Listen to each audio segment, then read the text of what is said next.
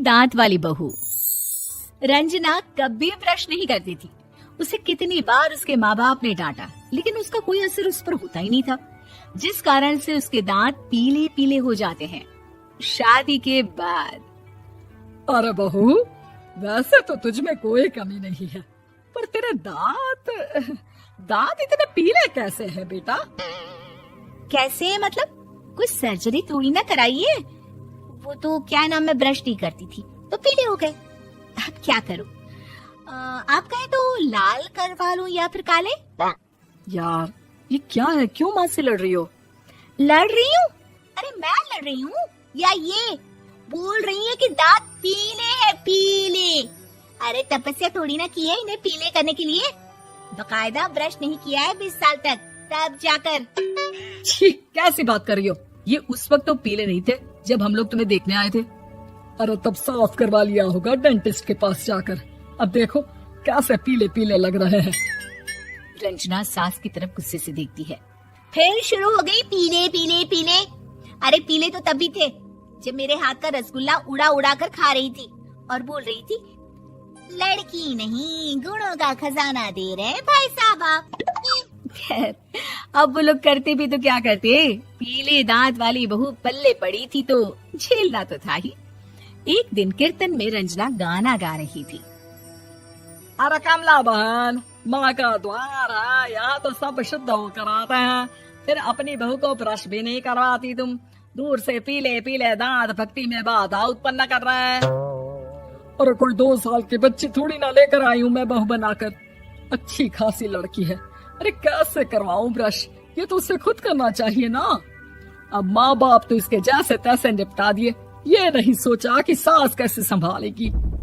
सास बहू को लेकर घर आ जाती है, लेकिन सोच लेती है कि अब इसे लेकर कहीं नहीं जाएगी।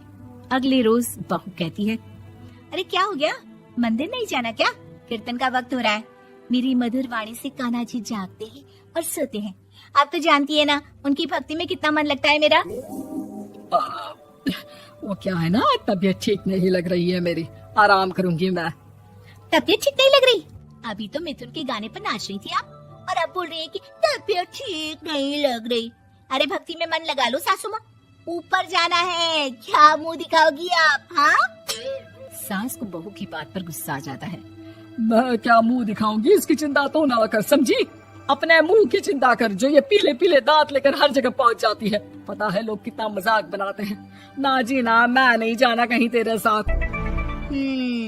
तो ये बात है, कोई ना, मत जाओ, मैं अपने कमरे में ही बैठकर भक्ति कर लूंगी। ऊपर वाला दांत थोड़ी ना देखता है, मन देखता है, भावना देखता है। और अरे बस बस, तू सब कुछ दिखा, बस ये सफेद चमकदार दांत ना दिखाना किसी को, है? जा यहाँ से। बहू को सास की बात का कोई फर्क नहीं पड़ता, वो तो जैसी थी वैसी ही रह जाती है। सुबह नहाकर किचन में खाना बनाना, फिर खाना खाना, कीर्तन भजन करना और सो जाना। एक दिन, माँ जी मैं सहेली के घर जा रही हूँ, शाम को लेट आऊंगी।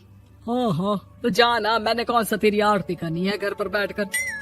रंजना सहेली के घर जाती है, जहाँ वो पार्टी में जाने की तैयारी कर रही होती है। अरे शिखा, कहाँ जाने की तैयारी कर रही है? मैं गलत वक्त पर आ गई क्या? अरे नहीं यार, उल्टा सही वक्त पर आई है। मैंने ये साड़ी और ज्वेलरी निकाली है यार, शाम को इनके ऑफिस की एक पार्टी में जाना है। बताना कैसा लग रहा है ये सब? नहीं यार, इस ड्रेस के साथ तो वो वाली ज्वेलरी अच्छी लगेगी। हाँ हाँ सही बोल रही है, मैंने ध्यान ही नहीं दिया।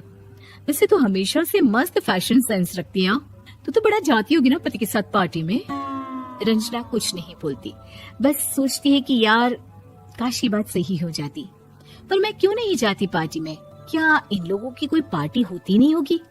रंजना घर आती है और रात में पति से सवाल करती है, एक बात बताइए, आप मुझे किसी पार्टी में क्यों नहीं ले जाते? क्या आपके यहाँ ऑफिस में पार्टी नहीं होती? पति बेचारा क्या कहता कि दांत पीले हैं तुम्हारे इसलिए।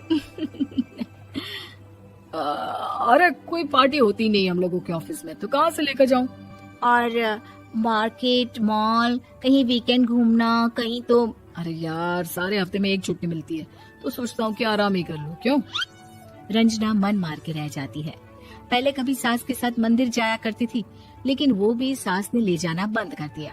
घर बैठी बैठी रंजना बोर हो जाती है, तभी उसे आइडिया आता है और वो मायके जाने का सोचती है। सासू माँ, 2 दिनों के लिए मम्मी के घर जा रही हूँ। अच्छा अच्छा ठीक है, आराम से जा। और हाँ, माँ से कुछ अच्छी आदत सीख कर आना कि कैसे शरीर के हर भाग की तरह दांतों की सफाई भी जरूरी होती है, समझी? शुरू हो गई ना आप। वो लोग आपकी तरह नहीं है कि छोटी छोटी बात का बतंगड़ बना दे। उन लोगों के लिए मैं मायने रखती हूँ, ना कि मेरे पीले पीले दांत। रंजना माँ को बिना बताए उन लोगों को सरप्राइज देती है, लेकिन जैसे ही वो दरवाजे पर पहुंचती है, अंदर देखती है कि घर वाले कहीं जा रहे होते हैं। अब माँ, काश रंजना दीदी के दांतों वाली प्रॉब्लम नहीं होती तो वो भी हम लोगों के साथ चलती ना बुआ जी की बेटी की शादी में। हाँ बेटा, लेकिन अब उसे कौन समझाए कि उसको उसके पीले दांत नहीं दिखते, लेकिन उसके आसपास के लोगों को कितना एम्बैरेसिंग फील कराते हैं। मुझे तो कितनी बार उसके स्कूल की टीचर ने शिकायत की कि उसके साथ कोई लड़की बैठना भी नहीं चाहती, और ना ही कॉलेज में कोई उससे बात करना चाहता था। लेकिन पता नहीं क्यों उसे ये बात समझ में ही नहीं आती। कोई कमी नहीं है उस लड़की में, बस यही कि दांत पीले हैं। वो तो भला हो जीजा जी और उनकी माँ का, जो दीदी को जैसी है वैसे ही रखा हुआ है। रंजना को अपने घर वालों की बात सुनकर बहुत दुख होता है। वो सोचती है कि वो क्या करे, लेकिन फिर वो सीधा डेंटिस्ट के पास जाती है, अपने दांत चमकाती है और कसम खाती है कि वो रोज ब्रश करेगी। अरे क्या हो गया, तुम तो 2 दिनों के लिए गई थी ना। पर कोई ना, अच्छा है, चलो आ गई तो। रंजना सास के सामने आकर खड़ी हो जाती है और पूरी स्माइल करती है, उसके चमकदार दांतों को दिखाती हुई। हैं? चले मंदिर। माँ, मुझे माफ कर दीजिए, मैंने आप लोगों को बहुत एम्बैरेसिंग फील करवाया। मैं आज से रोज ब्रश करूंगी।